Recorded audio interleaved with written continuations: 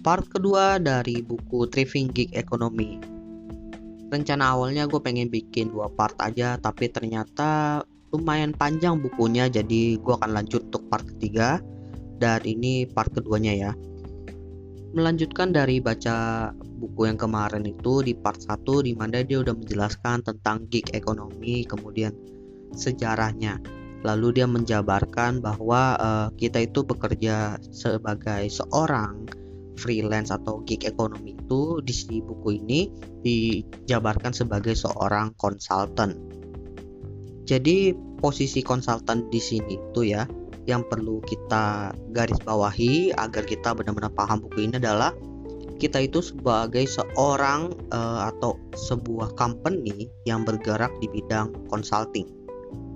Setelah bagian pertama itu dia menjabarkan tentang apa itu gig ekonomi, kemudian apa yang dikerjakan oleh konsultan, kemudian juga ngebahas bagaimana sejarah perkembangan gig ekonomi yang awalnya itu bisa dibilang masih berada di zona abu-abu.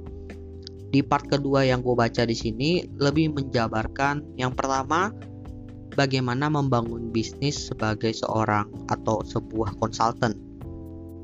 Di buku ini yang ditekankan dalam ngebangun bisnis consulting di situ adalah bagaimana caranya kita membranding consultingnya. Apa dan juga bagaimana cara kita bekerja memberikan result kepada klien kita. Kalau kalian mencari ilmu bisnis tentang bagaimana mempromosikan bisnis consultingnya, kemudian bagaimana cara mengenerate sales, gua rasa buku ini bukan buku yang tepat. Karena pembahasan bisnis yang ada di dalam buku ini tentang consulting itu benar-benar tentang bagaimana kita membuat sebuah branding dari jasa consulting kita yang nantinya akan kita berikan kepada klien. Jadi kliennya udah ada, tinggal bagaimana cara kita deliver. Selain itu juga di sini dijabarin beberapa hal teknikal yang harus kalian tahu. Salah satunya itu tentang NDA, Non-Disclosure Agreement. Ini adalah hal yang kecil tapi sering banget dilewatkan sehingga menjadi isu ke depannya nanti ketika kalian itu menjalankan bisnis consulting. Setelah dia ngebahas tentang NDA, dia juga membahas beberapa hal atau tools yang memang harus disiapkan kalau seandainya lu itu membuat jasa consulting. Salah satu yang ditekankan di sini yang pertama pastinya dari segi finansial, bagaimana cara lu mengatur keuangan dari bisnis consulting lu. Bagaimana caranya lu bisa membayar ibaratnya tagihan lah. Lalu yang kedua, dia juga ngebahas tentang lokasi. Lo kok ada ngebahas lokasi?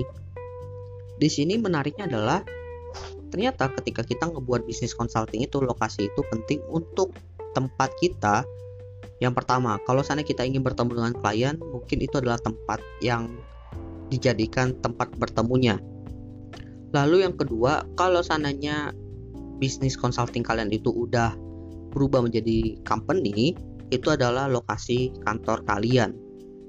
Dan menariknya, meskipun dia itu ngebahas tentang lokasi, dia tidak semacam menyarankan untuk membeli lokasi, tapi dia malah menyarankan untuk menyewa lokasi seperti coworking space gitu. Jadi bisa dibilang di part kedua ini yang gue baca benar-benar menjabarkan bagaimana kita ngebangun bisnis consulting, bagaimana cara kita mendeliver hasil kerja kita kepada klien sesuai dengan keinginan mereka, lalu menjaga privasi dan juga menjaga hak-hak kita sebagai salah satu pekerja. Even kita bekerja secara independen, tapi tetap kita dihitungnya sebagai pekerja melalui NDA. Dan juga ada beberapa hal ya tambahan lah yang bisa menunjang kinerja kita sebagai seorang konsultan. Sampai di sini sebenarnya menurut gue udah lumayan banyak hal yang di cover sih, tapi ternyata masih ada beberapa bab lagi yang harus gue selesaikan. Dan kalau gue lihat dari judul babnya sih udah nggak menyinggung dari segi bisnis consultingnya, udah benar-benar balik lagi ke sistem gig ekonominya, dan mungkin itu akan gue bahas di part ketiga. So thank you buat teman-teman yang sudah mendengarkan, ditunggu untuk part ketiga.